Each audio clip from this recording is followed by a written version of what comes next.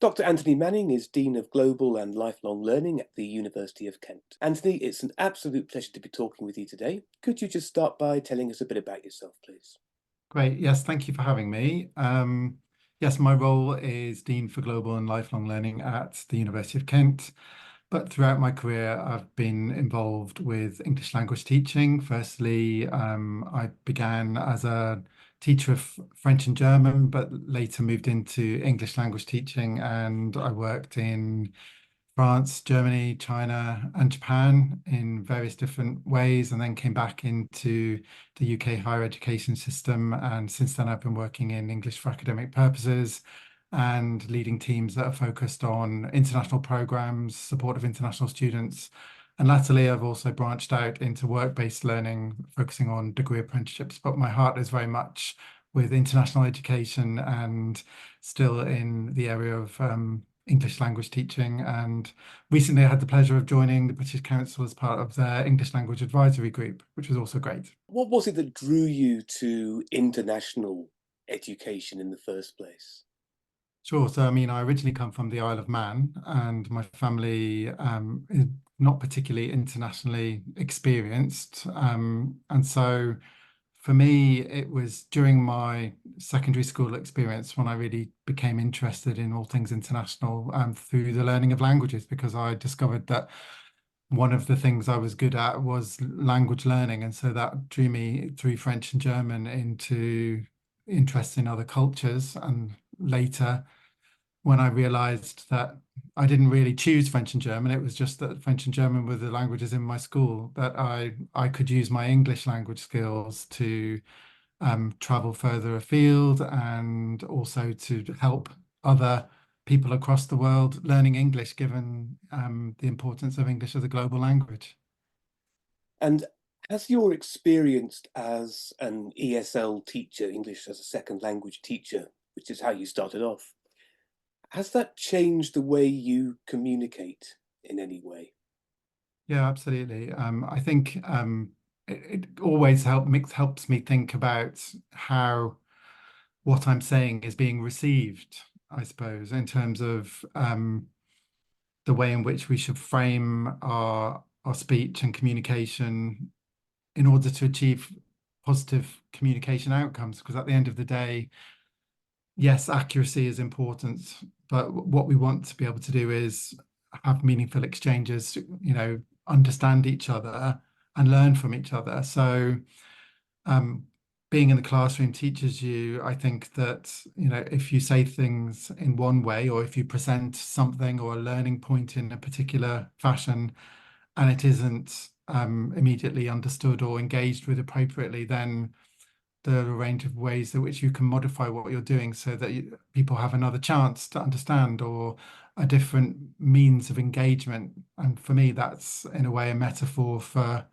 communication and interaction more generally, in terms of trying to tailor what we deliver or co-create with students so that it's adjusted according to their needs and their ultimate kind of targets, including employability beyond study. So it's the ability to adapt your language to facilitate meaningful communication that you've Yeah. taken from your ESL career. Is that something that, in your experience, comes naturally to people, or is it actually a skill or set of skills that has to be learned? I think it's definitely something that needs to be learned, but perhaps there are particular personalities that are already more attuned to that way of thinking. I think going back to my roots and my family, I came from quite a big family that was full of children in different, quite nearby locations in the Isle of Man, but we were always moving between each other's houses and talking to each other and trying to communicate in different ways and navigate life in that way. And I think if you're in that kind of space where you're doing that and you're actively trying to kind of negotiate and mix with people in any culture, even your own culture, that's a good kind of foundation for understanding how different people learn in different ways and how material should be tailored according to different purposes, which is why, in a way, I think, moving more specifically into English for academic purposes was interesting for me because it was also that challenge of trying to work with people with multiple disciplines in the same classroom, limited resources. So the ideal of being able to give everybody exactly what they need is not possible necessarily, although there are still ways of trying to get closer to that, or as close as you can, to try and help people by differentiating, the tasks you give them or the outcomes you expect from them in different ways. So when we think about higher education and meaningful exchanges with and between students, when we think about international students who speak English as a second language, what are some of the main challenges that they face in UK higher education in terms of communication? Yeah, I mean, I think the challenges that international students face are many and kind of multifarious based on their different cultural backgrounds, the languages they speak, and how close or different they are to English, as well as the experience they might have had of other cultures or institutions before. But I do think, within the UK system, UK students, whilst many are very welcoming, we're not that well prepared potentially, in terms of how we deal with people who aren't able to speak, in the same way that native speakers speak, although obviously native speakers speak in a broad range of ways as well. So I think international students might come with an expectation of, engagement being easier, and internet and home students will come with, in many cases, an ambition to mix quite broadly, and yet something in the middle is potentially missing in terms of understanding the cultural expectations on both sides so that that engagement happens optimally. And that is something which has led me to one of my great current passions, which is internationalization at home and internationalization of the curriculum. Can you tell us a bit more about that? Because it's one of the things I wanted to ask you about, and I know this has been a big project that you've been working on and collaborating on for quite some time. So internationalisation at home, just give us an overview of what that is and what you've been doing. Sure. Well, if we start with study abroad, which is something different to internationalization at home, but study abroad is obviously a massively influential and important activity for those of us who are able to engage with it. And as we said at the beginning, you and I both benefited from having experiences of living abroad, and those immersive experiences can really trigger strong reactions and important changes in thinking processes, which might have a lasting impact on us in all sorts of ways, helping us to understand what we like about our own cultures as well as what we like about other cultures that we're experiencing.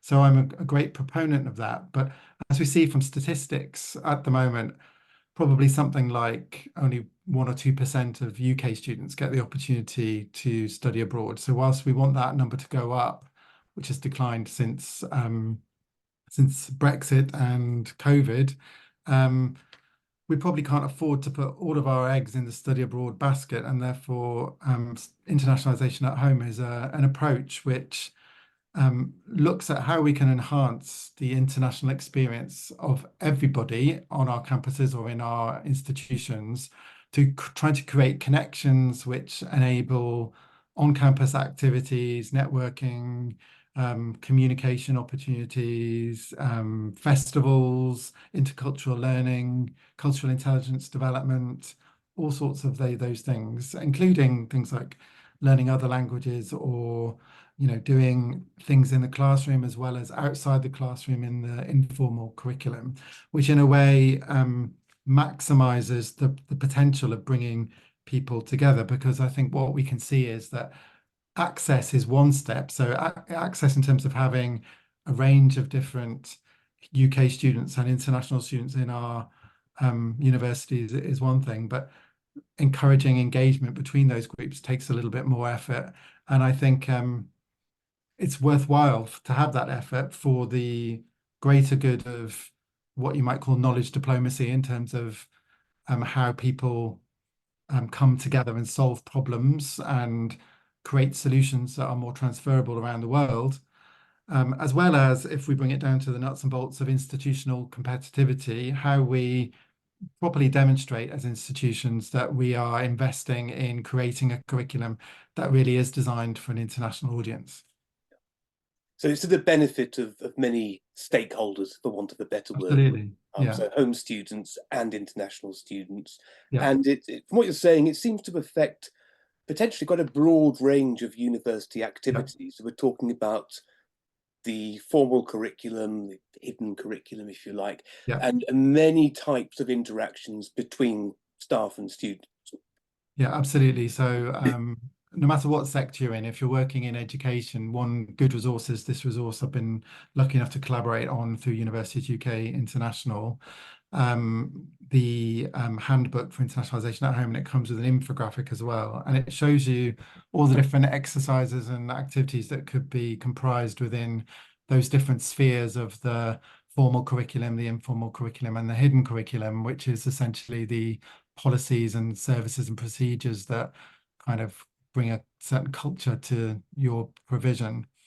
And yes, we can see there are all sorts of stakeholders involved in that. It could be people doing the teaching, it could be people providing support, it can be alumni, it could be local members of the community. So it's a really broad opportunity. And I think also focusing on how you systematize some of that activity and make students more aware of how they can engage with it as a system as a whole is really valuable, because sometimes we can create multiple initiatives that we can see coherence in that students can't necessarily see the same coherence in because they're bombarded with too much information.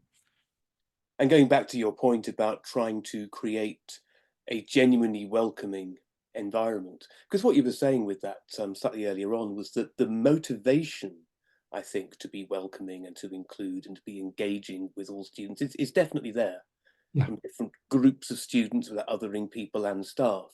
But sometimes just not always possible for various reasons, perhaps a skills gap to implement in practice. So something like the Internationalisation at Home handbook, which Yeah. gives practical ways of doing that, is And what clearly. most institutions will find is that when they start the process of reviewing what they already have with the guidance of a tool like that, you'll see that you have many structures already that fall into that category.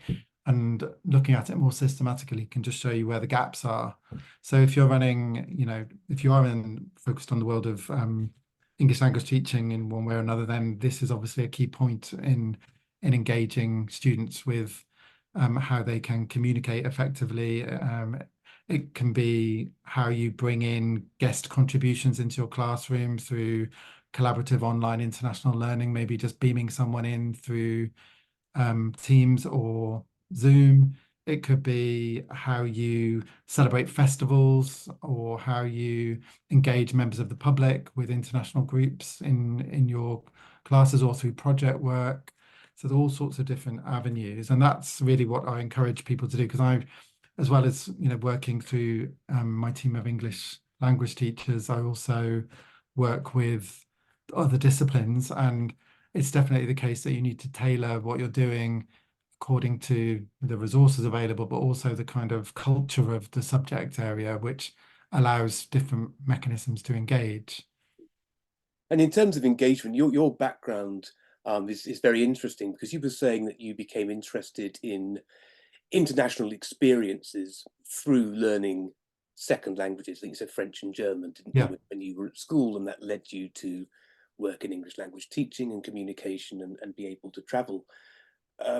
But of course, now we're seeing that learning a second language in schools is something that's very, very much decreasing, as fewer people either choose to take foreign languages or have them available to take.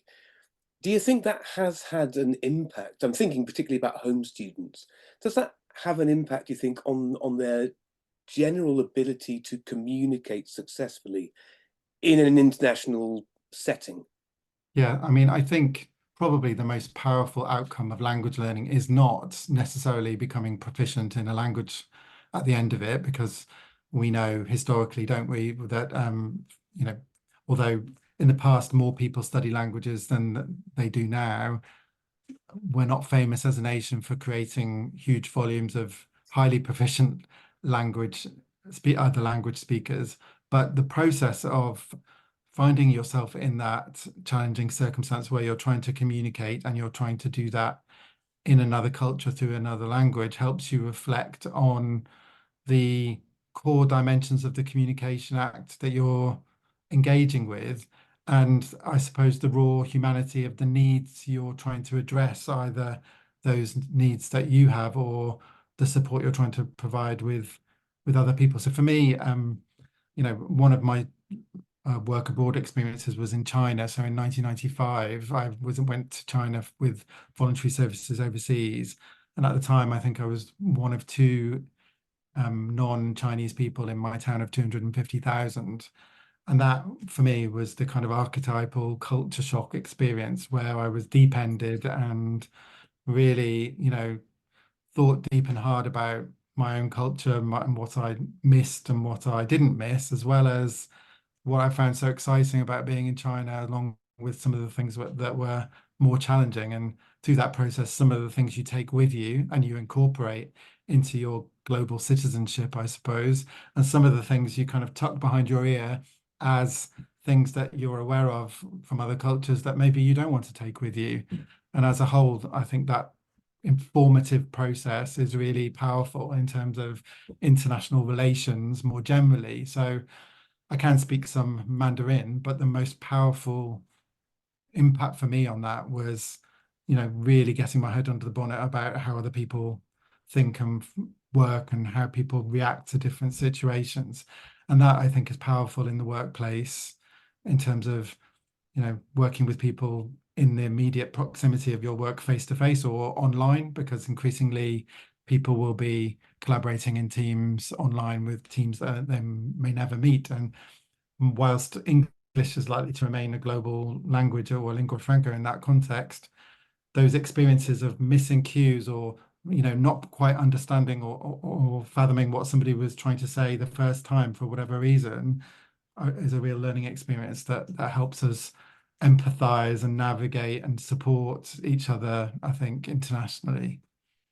No, I definitely agree with what you're saying. And as you were talking there about your experiences of working in China, it reminded me of many, many years ago, living and working in South Africa and having to try and communicate in Xhosa as a language similar to Zulu. And when I went there initially, I could not speak a word of that language. And it was the first time, despite having traveled internationally before, that I'd been unable to communicate. Yeah, Because everywhere else I went, English was sufficient for sort of my basic communicative needs. And suddenly I couldn't express myself at all. And that was very, very humbling, although expected.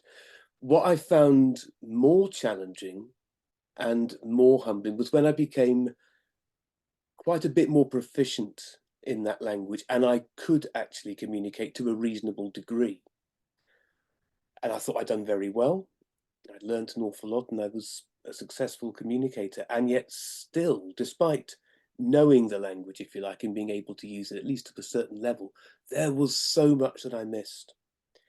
And there were so many times when I wish people would slow down or simplify or adjust their language for me, yeah, which in a way, in that context, is almost slightly arrogant because you're in maybe a community meeting with 40, 50 people, and you don't really have the right to stand up, particularly as the only white person in that room, in that culture, and say, can you all slow down and change your language? But in a way, that's what I needed. And for me, as a native English speaker, I think that's never left me, yeah, um, because I see a lot of international students coming to the UK, either to a language school or to a university, various universities, and their English is actually pretty good and they've got a good enough IELTS score. yeah. And yet, the way that we use English here, Oh, yes, not quite the absolutely. same as the type of world English that they've learnt. And Yeah. unless you're in the TESOL world, you may not immediately appreciate that. And so it really does make me think of the need to adjust and accommodate in communication in particular.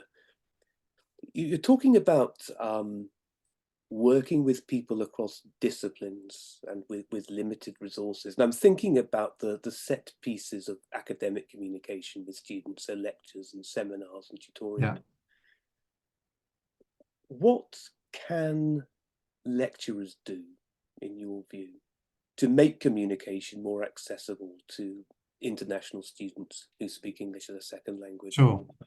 Well, I think there are a range of things. I think sometimes actually the ways in which people think they're making their language more accessible actually has the opposite effect. I think I've been in a number of lectures with international students over the years where particularly anecdotes cause trouble because you can see a UK lecturer trying to engage a group of students with maybe a predominant UK group by referring to popular culture or some aspects of life that is not necessarily immediately obvious to an international audience, or it could have a kind of historical implication, or something from the newspaper or the television which they're not able to grasp in the same way. I think certainly lecture capture and transcription these days is useful in terms of people being able to review what they have listened to.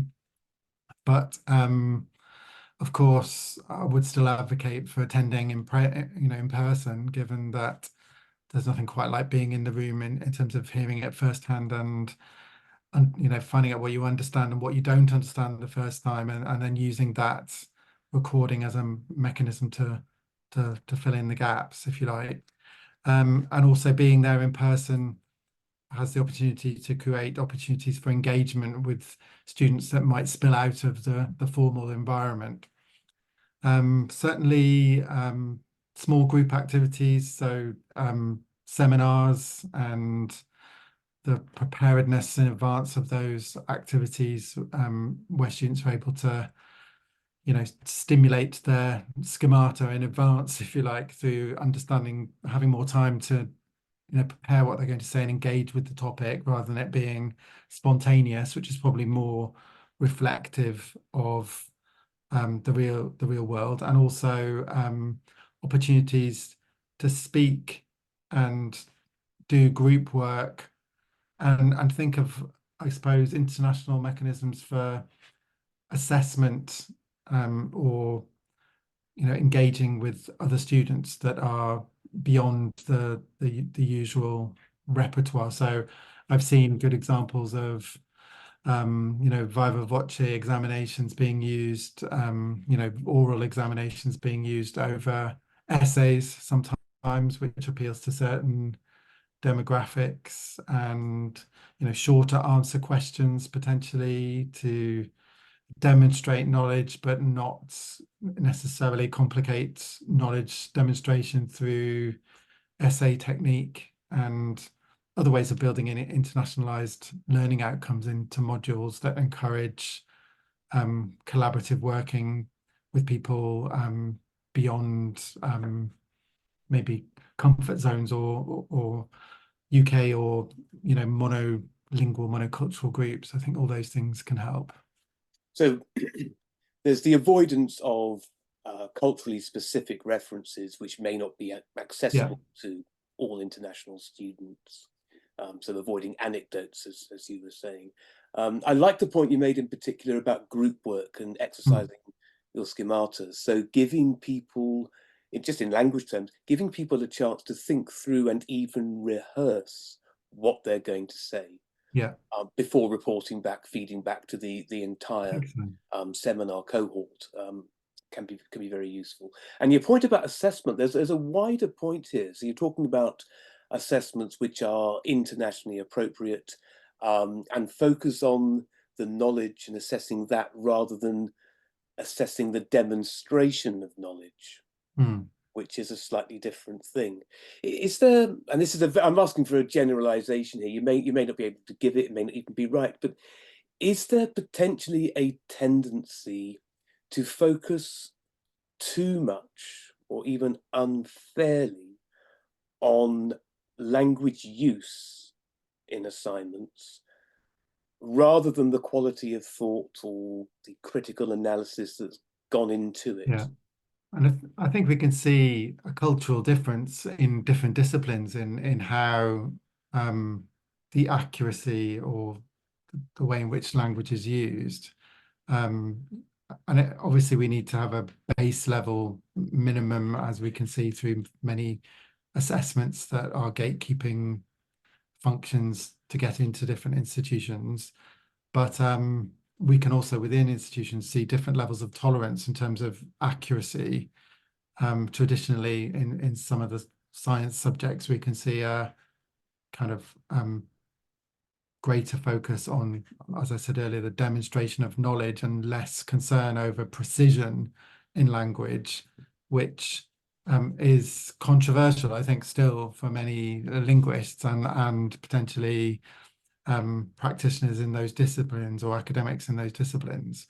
But obviously, again, in the real world, we work with people with a range of different levels of ability in language and a range of different levels of ability in the skills that they have acquired. And we can see, can't we, that, you know, people are able to balance and offset deficits in particular skills or strengths and weaknesses in different skills with other strong skills that they have. I mean, we may have somebody who's, you know, highly proficient in memorizing something, but who is, you know, finds uncertainty very difficult to manage with, and therefore the lack of tangibility in a project may mean that it interferes with their ability to use the knowledge that they've acquired, whereas other people who are kind of enthused or excited by the flexibility of the project are able to bring in their more limited knowledge and bring it to the fore and help make the project shine sufficiently. And similarly with language, if we have other communication skills, if our personality and or approach is such that we are engaging, if our determination is there, then potentially there are ways of communicating beyond the quest for perfect, you know, linguistic precision. So I think that's the reality of it. And it's also, in a way, linked to authentic assessment, which we can see being referred to more, which is thinking deeply about whether the way in which whatever you're trying to assess is being assessed is actually reflective of the way in which people will have to use that knowledge or demonstrate that skill in the future. And often we can see that the methodology for that is not closely linked to the reality. So I think further work to be done on that in all sorts of ways. And you're talking about the way people operate in the real world at the beginning of your answer, and you referred to a variety of skills and skill types Yeah. that people will have to engage with when they're working in teams and working Yes. internationally. And the thing that was in my mind as you were saying that was, in addition to that, there's also a variety of English. Of course. Yeah. The regional varieties of perfectly legitimate forms of Yeah. English. And we're not talking about pidgin English or inadequate English or slang, but No. different standards, if you like, which are actually accepted in many, Yes. many other countries where they are spoken and written. Yeah.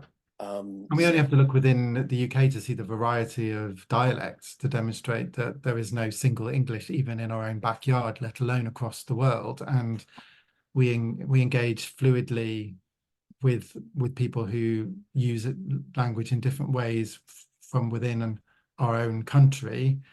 You know, dialectal changes in the use of grammar or in the use of certain forms of lexis, and so it's the microcosm of the wider world. And whilst we sometimes perceive ourselves to be in the middle of something that we consider to be a superior version of the language, we obviously need to realize we're just one strand, and that the kind of beauty in the way in which we can engage with one another comes from the varied tones and forms of language that we can use to communicate, and from which we can learn a lot from one another still in all so many ways, given that language in different regions, whether they are the counties of the UK or the countries of the world, has developed in different ways to mold and flex to the needs of the locality in which it's used.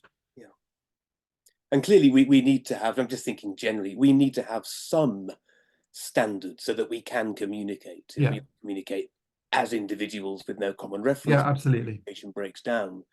It doesn't necessarily mean that the way that one group does it is the best, and certainly not the only way in which we can do it. Yeah, And we've seen that there are, I think, just some major problems with the approach of almost trying to impose, perhaps inadvertently, one standard form of English. I was thinking of I think it was the PLOS Journal article, which found that non-native speakers have to work so much harder to yeah, get published in academic journals. And again, we're absolutely. not talking about people here with pidgin English No, or no. limited knowledge. These are postdocs, often who've been in higher education and research for many years.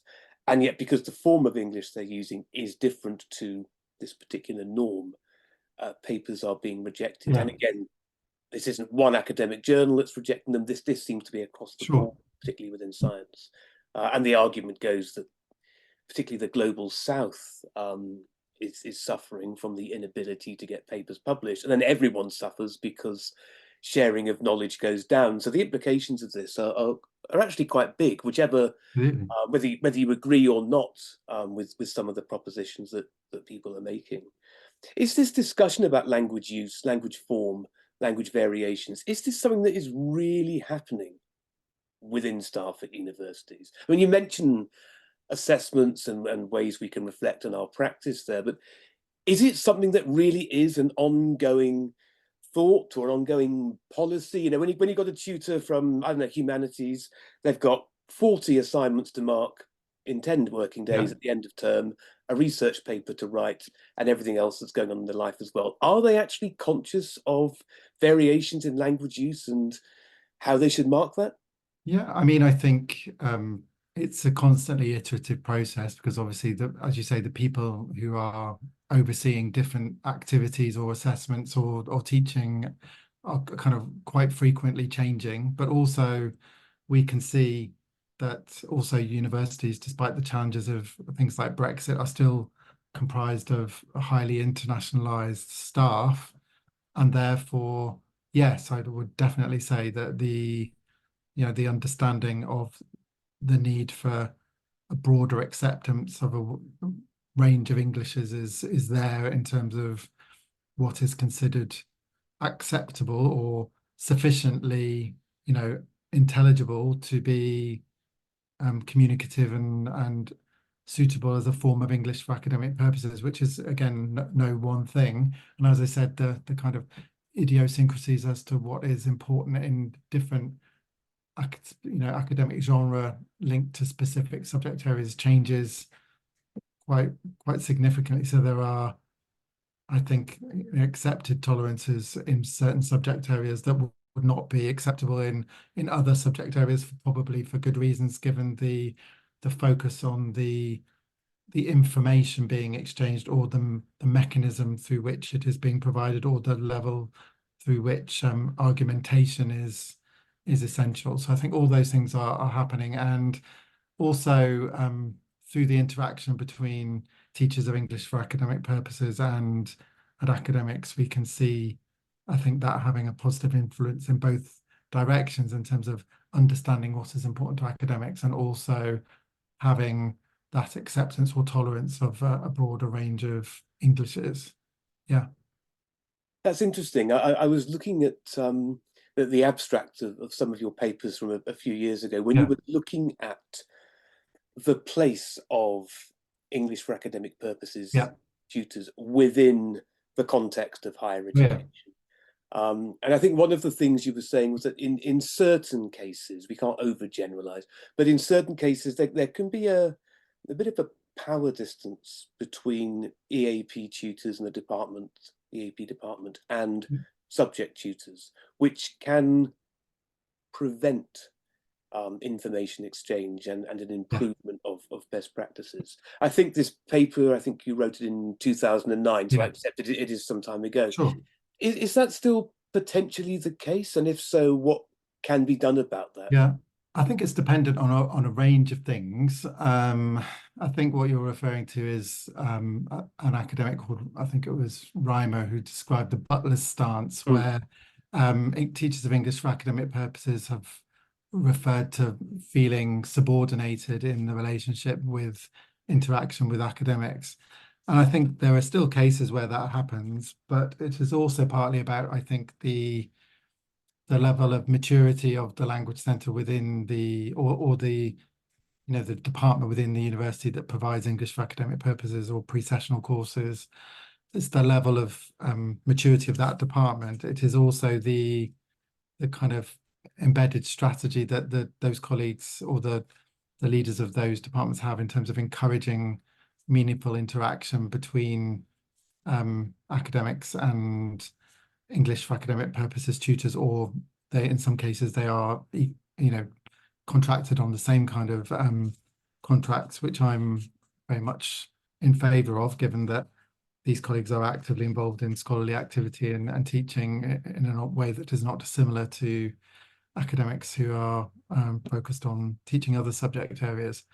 So that is an iterative process where um, obviously people deserve, in whatever profession, deserve to be treated with respect and the right kind of manner within any institution. But it's about demonstrating, how you understand the challenge ahead and how you can be useful and supportive and interactive in that space.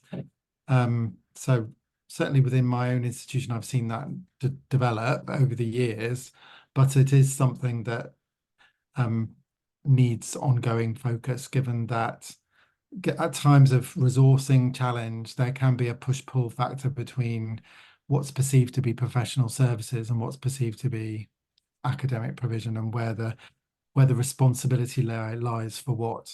Yeah. yeah. It's just interesting. And the other thing I've noticed working with universities, I think that there's a tendency for there to be data silos, Yeah. which is such a shame people can't overcome them. So I've been working, for example, with a careers department at a Yeah. university, looking at communication with international students, so helping the staff improve the way they communicate. But they also want to be helping the students communicate better if they're writing CVs Yeah. or they're writing job applications or whatever. I can't name the university, but one of the great sad things about this is there's no real connection between the career service and the English language department in terms of the students' needs. Mm. So you have careers advisors who see students coming in and they need to be able to structure their CVs differently. Yeah. The careers advisors really haven't got the time or even perhaps the knowledge to be able to do that. The English Language Centre does, but there's no meaningful way for Yeah. those two departments to communicate. And so the English Language Centre is still churning out students who can't write CVs, to put it simply. And you've got the careers service trying to put that right, but without the skills. And if only they could send samples of writing across Yeah. anonymized and say, this is what we're getting, do a needs analysis, identify the common points that need to be Yeah. changed, and build that into your teaching, you could save a lot of problems occurring. And I Oh, absolutely. suspect I that this mean, is a general issue with universities. it's a great shared project, isn't it, with overlapping aims and solutions. So, um, I mean, in a way, there's unlikely to be anything in the way between the leaders of those two departments deciding to collaborate with each other. But of course, again, there are all sorts of areas that you might choose to collaborate in. But you'd hope that um, they'd be able to see where the overlap is and in time identify a mechanism to collaborate. I mean, just in my context, it's we've been working with the University of Nairobi, for example, in Kenya, because we identified the need for shared learning from each other because of what our Kenyan students were telling us about the challenges of employability when they return home. So we've been working with them to develop new structures for careers advisory that could be localized in Kenya. And we've then been learning from Kenyan careers advisors about how we can modify what we do in the UK to support international students better. And some of that is also around language use. You mentioned the need and the desire to create a welcoming environment for international students from all people involved. What advice would you give to home students about communicating clearly with international students who speak English as a second language, particularly given the context, as we were saying earlier on, that many home students will possibly not have studied a foreign language at school. So this style of communication is going to be very new to them. What would you Yeah. say to them to help them communicate successfully? I suppose my biggest advice would be to try and try and try again, because I think probably the reason why um, some UK students don't have successful experiences of communicating with international students is because perhaps a form of interaction that they have engaged has not been received in the way that they expected it to, and that has had an impact on their confidence to do it again. Not because something terrible was said, because that's highly unlikely, but perhaps there was a kind of leap of faith to communicate with someone and that person didn't understand or perhaps misinterpreted what was said, and therefore that person doesn't, the UK person perhaps doesn't want to do it again because they don't want to cause offense to the person that they were trying to speak to, and they also, don't want to feel embarrassed about having a failed form of communication. And I'm being very general, obviously, because there are many circumstances where UK and home students interact very successfully, and there are lots of stories of how friendships and relationships have been enduring and continued way beyond university life. But for those who have found it kind of stressful or have had a problem with an interaction, I would just say try again, because um, it will be so well received, and the process of trying and engaging with people from other cultures, as we've discussed today, is so rewarding and important for our personal development and also for our understanding of the wider world and the world of employability in terms of how we engage broadly in context where it's not an option whether we need to or not, where we're told we have to engage internationally potentially. It would be good to have experience of having navigated that and kind of positively before circumstances where you might be higher stakes, where you've not taken the opportunity to get the experience that you could have done. And at the end of the day, I think we've said so clearly, and the listeners who are tuning in, I'm sure will feel the same, given that they're likely to be from similar backgrounds. It's such a rewarding experience to learn from people who speak other languages and to try to, learn another language or experience another culture creates a new form of yourself that you may have never seen before, and allows you to kind of think about the world in different ways that can be challenging and exciting in ways you've never expected. And that's such a positive note on which to end this podcast, Anthony. It's been an absolute pleasure talking with you today. Thank you very You much. too. Thank And you for having me. thank you.